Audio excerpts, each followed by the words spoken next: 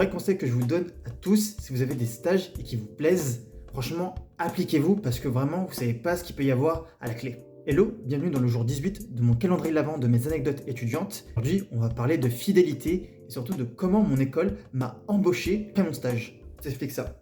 Mais avant, moi je m'appelle Rocha, on parle d'actu et de vie étudiante, du coup abonne-toi pour plus de contenu. Alors, on va remettre un peu de contexte, je suis en deuxième année d'école d'ingénieur et on a besoin d'effectuer un stage d'application ou un stage d'assistant ingénieur qui dure à peu près 3 mois ou 4 mois entre mai et août-septembre de la même année.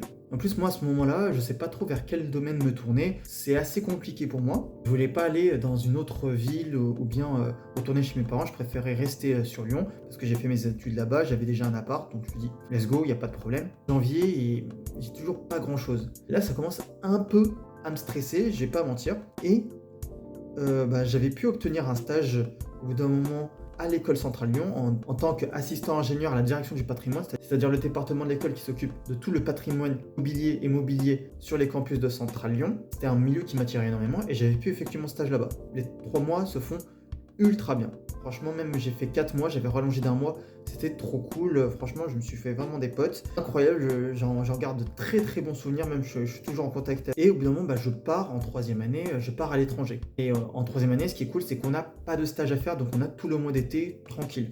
Je fais ma petite année là-bas, en Italie, tranquille. Et à peu près, je crois, en mai-juin, je reçois un appel du directeur de l'école centrale qui était mon maître de stage à l'époque. Est-ce que tu serais libre cet été? Qu'est-ce qui se passe? Il me dit on aurait besoin de quelqu'un qui connaît les chantiers sur Centrale pour cet été. Et le problème, c'est qu'on trouve personne. Et on a besoin que les chantiers ils soient gérés, qu'il y ait une communication avec les architectes, la maîtrise d'œuvre. Ok. J'ai dit, mais qu'est-ce que tu me proposes? Il me dit, on t'embaucherait en CDD pour 2 mois, tout l'été, un statut, on va dire, d'ingénieur reconnu. On m'envoie le contrat, je fais mes 2 mois, ils se passent plus ou moins bien, et il y a quand même toujours des galères sur les chantiers, mais en vrai, relativement bien. J'ai l'impression d'être en stage, l'ambiance était trop cool, mais vraiment ils étaient ultra sympas avec moi de m'avoir proposé un CDD, alors que j'avais rien demandé, donc j'étais ultra flatté. Mais tout ça pour dire qu'en vrai, si vous avez des stages qui vous plaisent, que l'ambiance est cool, que les missions sont sympas, impliquez-vous et appliquez-vous là-dessus.